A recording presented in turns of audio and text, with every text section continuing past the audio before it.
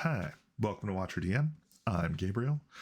Today I am going to continue my exploration of the Tome of World Building by Matt Finch, Mythmere Games.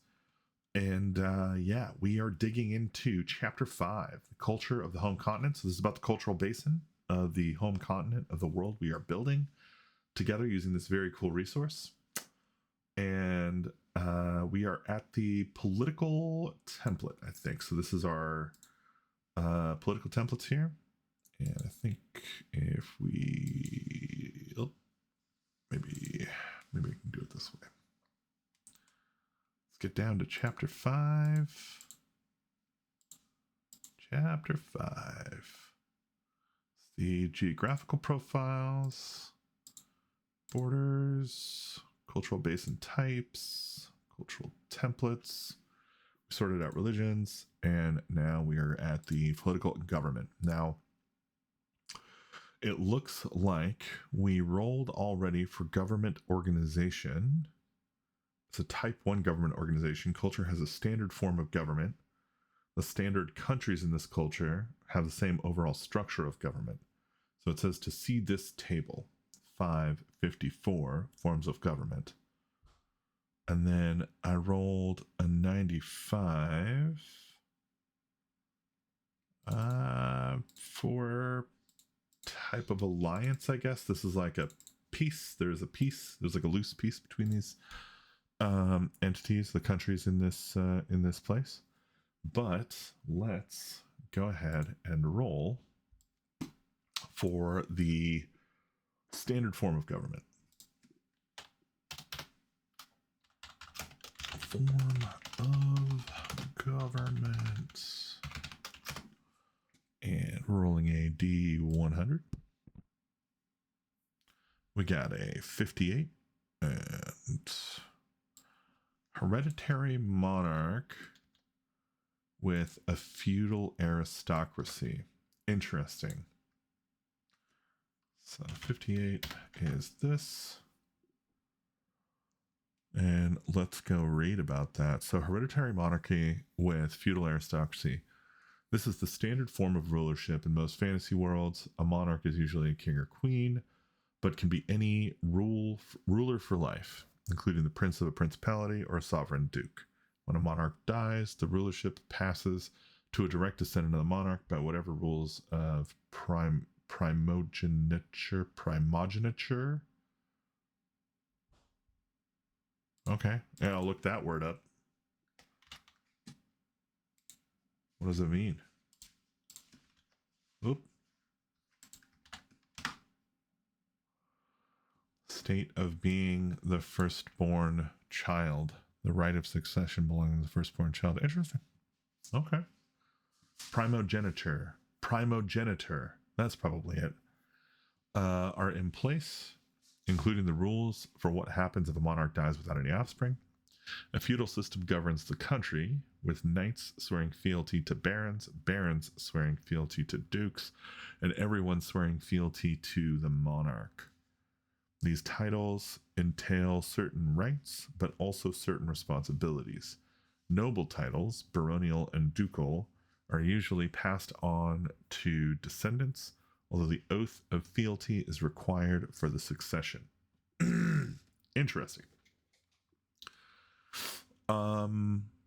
Yeah, I could see some goblin tribes with like some, I kind of like the idea that they're like, they're just like petty kings, right? They're petty barons, like fighting over land, maybe for even like an absent or like distant kind of untouchable, maybe even abstract kind of goblin king or queen. There was something I was watching recently had like a really good goblin queen kind of stuff in it. It's pretty good stuff. So I guess, the form of government is 58, hereditary monarch with a feudal aristocracy. And then I guess we maybe look into the history. Cultures can have a long and complex history. but it's best to keep it simple until the characters are right in the middle of it. There are a few reasons for simplicity at this point. The first is just time management. If the characters don't ever come to this area, the good ideas involved for the culture are best deployed in an area where they can be used. The second is that the players themselves can only absorb a certain amount of information about the world, and they are much more focused on the adventure than on the background. You don't need much cultural background, and they can't assimilate much. Information about a culture's history is more useful for helping you to create adventure seeds than anything else. Thirdly, the players may only vaguely perceive the cultural outlines of the world. They are seeing things on a country-by-country level, and the building blocks of cultures will most likely only be perceived when there is a change in the spoken language or a major change in religious practice. Countries are treated separately in their own chapter. The history set out here at the cultural level only bothers with major events that affect the culture as a whole.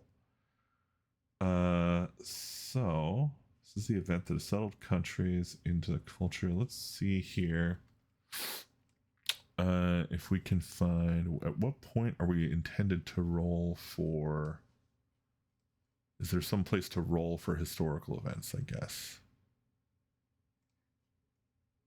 Yeah, we're not looking at medieval empires.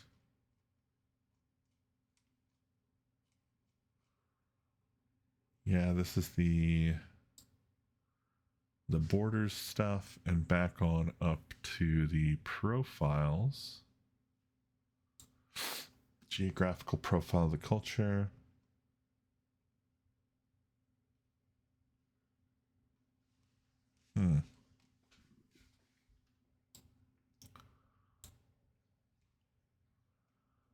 Let's see if we can find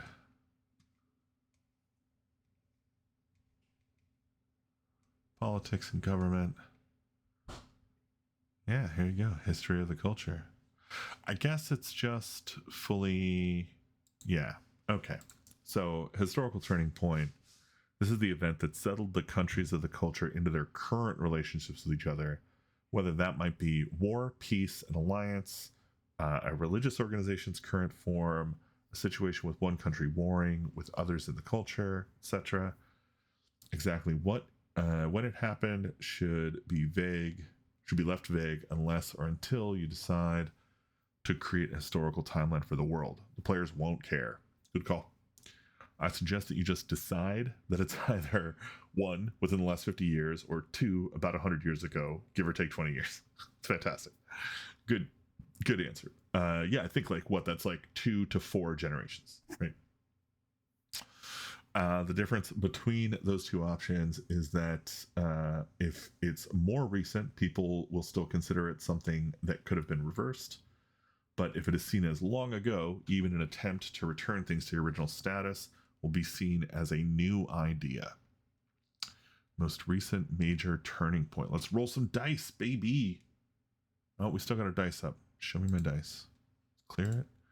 I got to remember to clear this after I roll so that you guys aren't staring at it's blocking the text. Which actually reminds me, I can shrink that so we get more space here. And we rolled a 9. So this will be for the historical turning point. We rolled a 9. And 9 is a plague. All right. Don't mind if I do. So we're going to get we get table 623. So let's crack open. I think we have to go to chapter 6. Can we find 623 plagues? Name for a plague? Love it. The bovine. All right, so we got what's a D?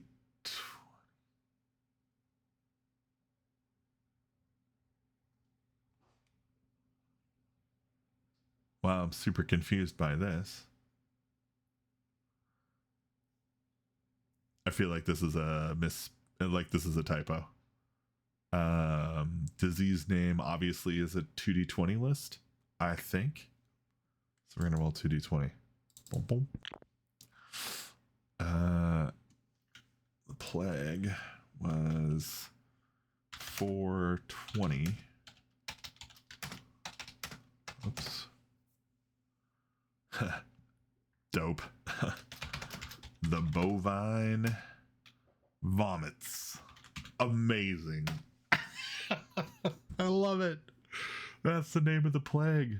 Oh, it's so disgusting. The cow pukes. Oh, that's so good. Okay. Winning.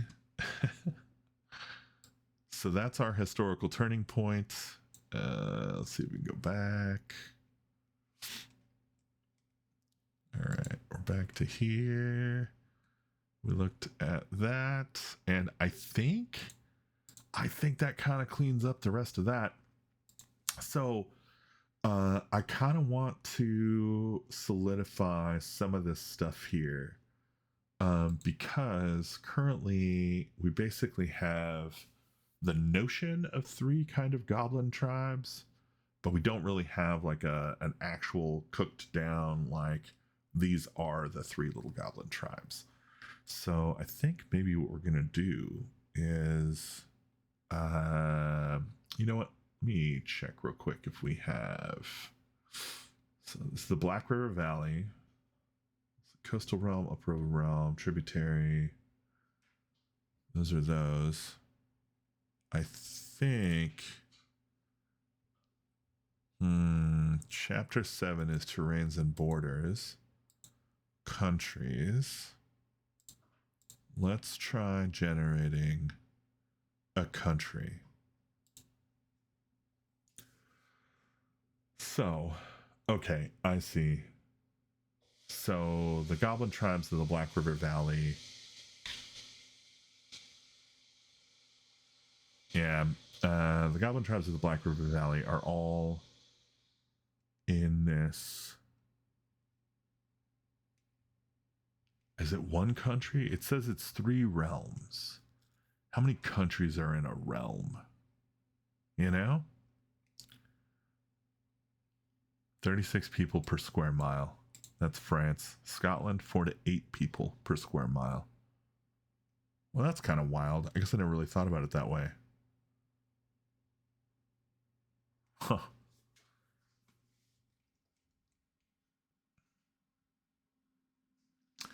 Talks about food production, the size of real world countries.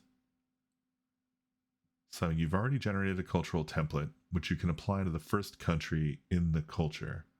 For all the others, you want to generate the way or ways in which this particular country deviates from the rest of the culture. So I see. If the template is a type 1 language pattern, shared language, and the country has a type 2 pattern. Okay, so it just kind of flops around on these couple of different things. That's a little weird, but whatever. It's got our cities, rural populations, towns, population per hex. Fine. I want to name this country. I want to name the country. I think we're going to open the Nomicon. I think we're just going straight to the guts here. Give me the Nomicon. My buddy Mark talks about this spending more time on his desk than on his shelf. I think that's so damned cool. I need to become more practiced in using this little book. And then I got, let's see, system neutral. The Nomicon version 3.0. All right. And then we're going to check the chapters here real quick and see. Okay, place names. Is this?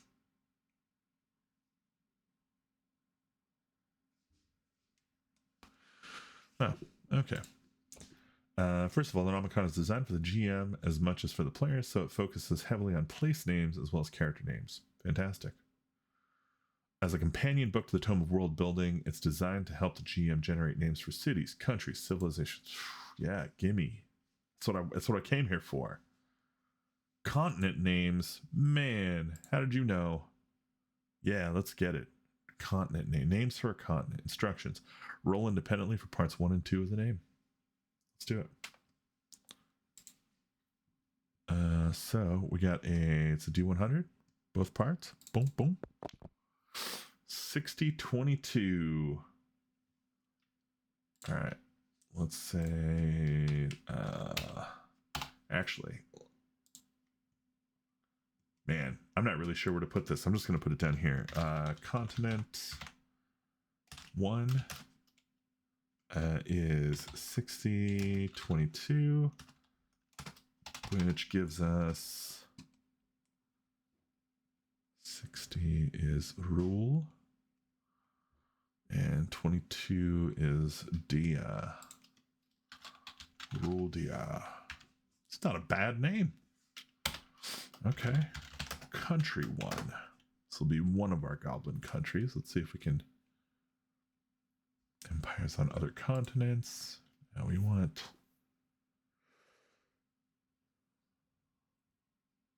Okay. English terrain names. Interesting. Okay. Arabish. Bretonian. Celtic Gallic. Dwarven. East Asiatic. Elder Weirdish. Well, I don't hate the name of that. The sound of that sounds great. Colossoponderous. These aren't divided into cultures, countries, and terrain features because there isn't really a referent to make any of these names sound more like one than another.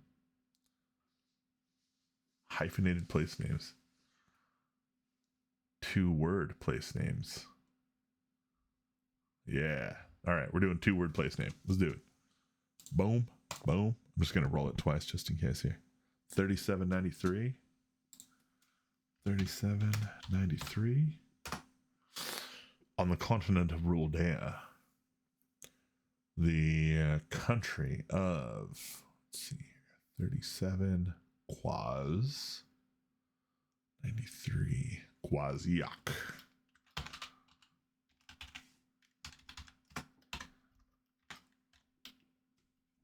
Okay. I don't love it. I don't hate it. I think Yoth is better. Yoth is a better start here. So maybe we do 9337.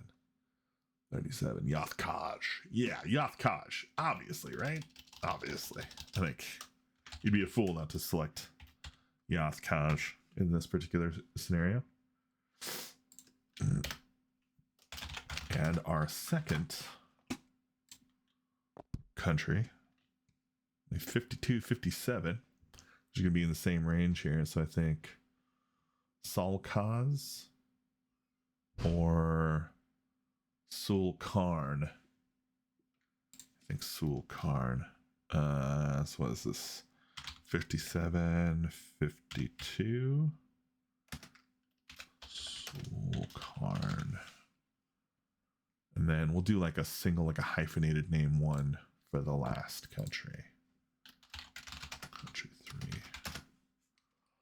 128. So 28 is Tha, and 100 is Gantu. Thagantu. Or we get Ma'atsa. I think Thagantu, right? Yeah, it's got to be Thagantu. So it's 28, 100, Thagantu.